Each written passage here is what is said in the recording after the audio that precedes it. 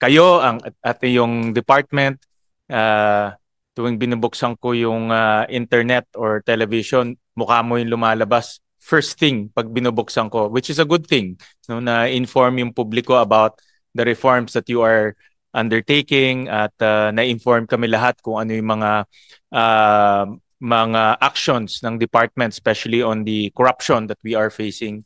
Nakatrabaho kita during the pandemic time when you were the testing char of our country, and I know how you work. You work fast, you work efficient, and you work decisive. So I know that you will be able to clean up and reform the Department of Public Works and Highways. It's a big challenge, alam ko. Nakita ko parang dati payat ka na, lalo ka pang pumayat eh, no? At ngayon dati mukha kang 50 years old, ngayon mukha ka ng 80 years old, no? Buti makapal pa yung buhok nyo, Secretary. But we're here to listen to your budget presentation. Of course, the reforms that you are undertaking. Nasabi ko sa mga kasamahan namin dito na 2020, we will not allow the same mistake and the same corruption to happen in 2026. No? And that is our strict rule and mandate come 2026. So we would like to hear from the department the reforms, especially on the budget for 2026. Ano ba yung ginawa natin para hindi na maulit to? And ano pa yung mga reforma na ginawa nyo sa loob ng DPWH para hindi na rin maulit to sa bagong taon. So with that, before I recognize Secretary Dizon, let me acknowledge the presence of Senator J.B. Ejercito. So with that, we will pursue the budget presentation of DPWH, and then after that, we will open the floor for questions. So we recognize Secretary Dizon for his budget presentation. Magandang umaga po. Maraming salamat po, Mr. Chairman, Senator Win, Senator JV, at sa buong team po ng Committee on Finance ng Senate. Again, every time I'm in the Senate po, I feel good because it's like I'm back home, no? Because I spent probably half of my government career in the Senate, no? Since 1995. Since 1995, nandito na po ako. Old Senate pa po nun. And whenever I'm here, I always remember po na the Senate is really the bastion of reform. No, lahat po ng maraming mga reformang nagawa sa ating bansa nitong nakaraang mga dekada, marami po dyan ay nag-originate sa Senado. Kagaya po ninyo, that is our wish. That is the President's wish. No? Nung bago po ako pumasok ng DPWH, simple lang po ang sinabi ng Presidente. Sabi po niya, linisin natin ang DPWH from top to bottom at panagutin natin yung mga dapat managot. At reformahin na natin para hindi na po maulit-ulit itong mga napakasamang mga nangyari na nakita natin these past few months. So with that, Mr. Chairman, we are here to give a very brief presentation on the 2026 DPWH budget. Hindi na ho ako masyadong magdidetalye kasi alam ko naman po, no, na lahat ng detalye ay nasa inyo na. Pero gusto ko pong mag-focus dun sa mga highlights nung ating ginawa. As you very well know, Mr. Chairman, ako po'y pumasok sa DPWH nung September at nung panahon na yon naisumiti na po budget sa Kongreso. No, ito po ay nagsimula ang paggawa at pagbalangkas nitong budget na to simula nung I think earlier this year, as early as March, nung nag-budget call po ang ating Pangulo, at ito po ay sinumiti sa Kongreso sometime in August when I was actually still with the Department of Transportation at ako nga po ay nalulungkot at akala ko po ngayong budget na to ay si Senator JV ay aking makakasama nung ako ay nasa DOTR pa at handa na po sana kami doon. Pero iba po ang landas na dinala sa akin at nandito po ako sa sitwasyon na ididepensa ang DPWH budget. Having not actually been a part of the preparation of this budget. But of course, kailangan po natin gawin ang ating obligasyon at gusto ko lang pong sabihin na Next slide, please. Opo, no? Ang original pong sinubmit sa NEP ay 881 billion. No? Pero, as you now know, nag-utos po ang ating mahal na Pangulo na tanggalin lahat ng locally funded flood control for 2026. At ang kadahilanan po noon ay habang hindi pa natin na ilalagay yung mga kailangang reforma na magsisigurado na hindi na mauulit yung nakita niya mismo at na siya mismo nung kanyang SONA ay isiniwalat niya ito at mong mga nakaraang buwan. Sabi niya, tanggalin muna. And this is better used for other services that our people desperately need. Kaya naglabas po siya ng pronouncement at naglabas po siya nung kanyang rekomendasyon na sana itong 252 billion na ito or 250 plus billion na ito ay ilagay sa healthcare, sa PhilHealth, sa Department of Agriculture, sa education, at iba pang mga serbisyo na kinakailangan ng ating mga kababayan. At para masigurado na hindi ito magagamit sa maling intensyon. No? So, yun po, no? So nabawasan po ang net value ng DPWH. Ito po ay naging 625 billion. At ito na rin po ang naging total na rin sa House General Appropriations Bill na isinamit na rin po sa Senado kamakailan. At ang more or less po ito ay halos 30% po ang budget na bumaba sa DPWH for 2026. At ito po ay ang pinakamababang budget ng DPWH simula since 2020 sa aming pong pagkakaalam.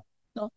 At I think first time pong bumaba ang DPWH budget sa siguro naaalala nating panahon.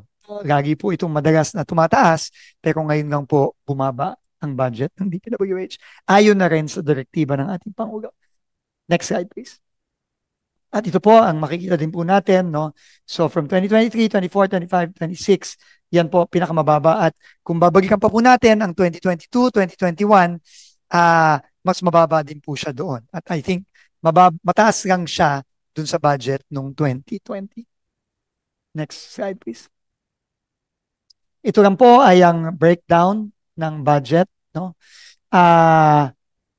By expense class, no? PS, MOE at capital outlay. Siyempre po, ang bulk ng budget lagi ng DPWH ay nasa capital outlay. So, yan po, no, ang makikita natin ngayon sa budget na ito. Next slide, please.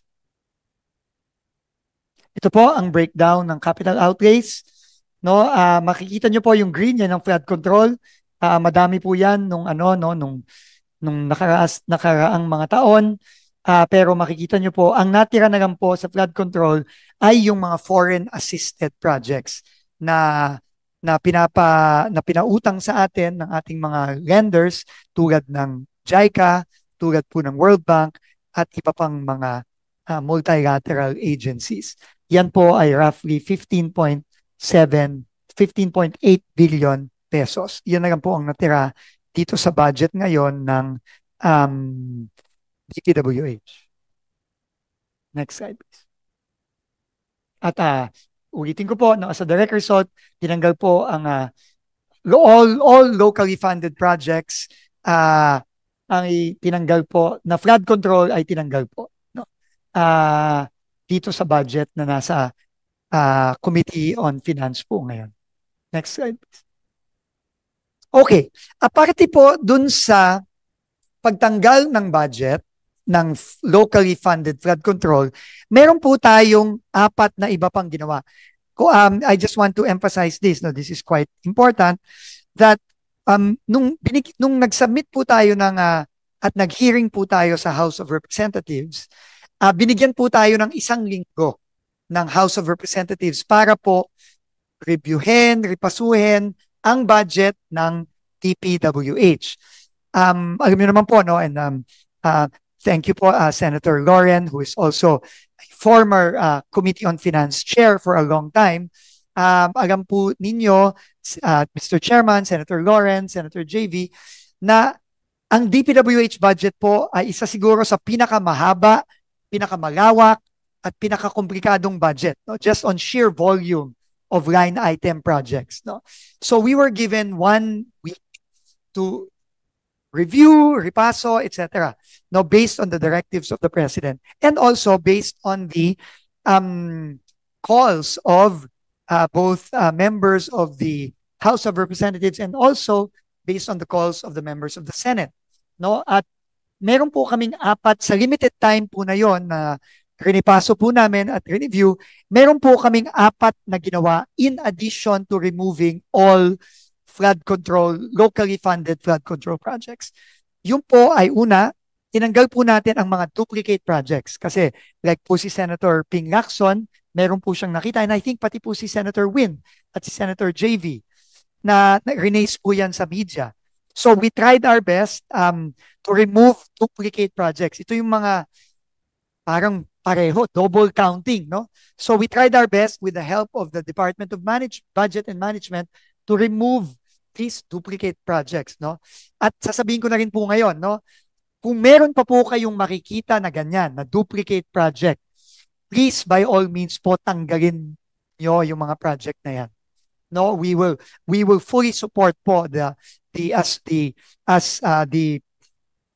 as the institution in our democracy that holds the power of the purse.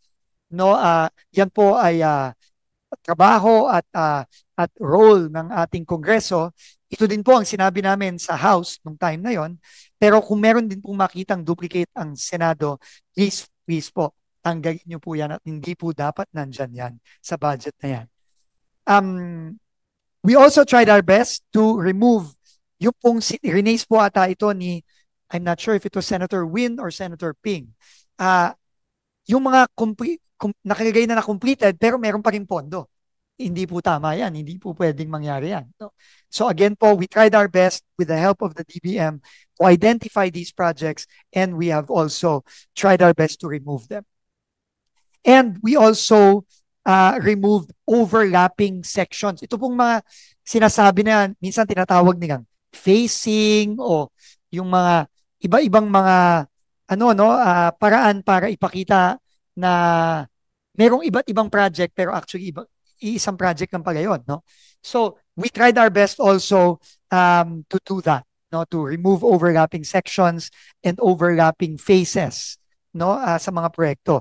Pero again po, kung meron po kayong makikita pang ganyan, please feel free po na tanggalin po yung mga proyektong yan.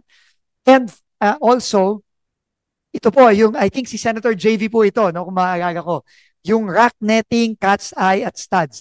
At consistent din po ito sa mga sinabi kamakailan ni Senator, ng ating chairman, si Senator Gatchalian, yung mga overpricing. No? Kasi marami pong mga report na umabot sa amin na overpriced daw yung rack netting, overpriced yung cat's eye, overpriced yung mga studs at iba ba. Lahat po ito tinanggal na rin po namin sa budget na ito. Pero it is not a perfect budget. No, I will be the first one to say na hindi pa yan perpekto. Kaya importante pa rin po ang intervention po ng ating Kongreso at ang ating Senado para as much as possible po malinis po talaga natin itong budget na ito. We have tried our best. We were given a very, very limited time, only 1 week to do this. Pero meron din pong syempre pang kung may makikita po ang Senado, please po feel free to do that as well. Finally po, we also tried our best to rationalize. Dahil po ang malaking laging nagiging problema, hindi lamang sa DPWH, pero sa ibang mga ahensya, yung tinatawag na budget efficiency. No, yung paggamit po ng maayos ng budget. No, so we tried our best po na magkaroon po ng tamang rationalization ng mga proyekto. At yun pong mga proyekto na talagang mai-implement ng tama, honestly, and efficiently, yun ang ating ilalagay to as best as we can through our various units. Alam niyo naman po, no? mahigit 20 mil po ang line item projects ng DPWH. Pero we tried our best na yung pong mga talagang may implement ng tama, honestly, and properly at mabilis, yun po ang linagay natin dito. At yung pong iba ay binawasan natin. Kaya mapapansin nyo po, meron pong bawas na 30 billion sa foreign assisted projects.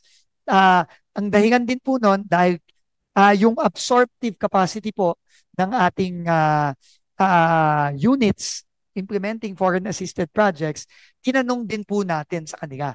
Dahil nga po, meron pa pong dagdag na pondo for 2025 na late na marirelease, ngayon lang pong fourth quarter marirelease.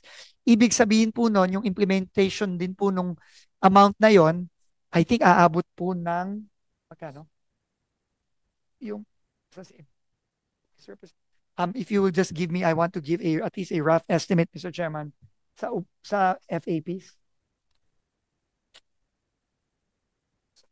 I was told by Undersecretary Sidain na roughly po, including the foreign component and the GOP component, roughly about 64 billion, ay kakatanggap lang po ata ngayong fourth quarter. No? At ibig sabihin po niyan, bago po ma-implement yan, aabot na rin po tayo ng 2026. Kaya po, para po hindi din mapilaukan, sabi po ng ating Foreign Assisted Projects team, pwede pong mabawasan yung foreign assisted projects din ng, I think, 30 billion. That's why we will notice a reduction in the foreign assisted projects from 100 billion to 70 billion. So yun po, no? Yun po ang mga ginawa natin. And I will just quickly go through the other details. Next slide, please. Ito naman po ay ang breakdown ng capital outlays, no, natin. Both FAPs at foreign assisted projects at locally funded projects at yung mga non-infrastructure, no? Ito po yung mga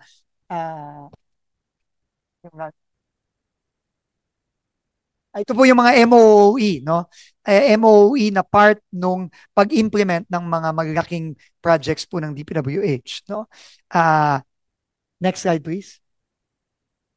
Again po, ito yung capital outlays, breakdowns, and support to operations, no? Yan po yung, again, yung mga MOOE, yung mga project personnel po natin, yung mga feasibility studies, yung mga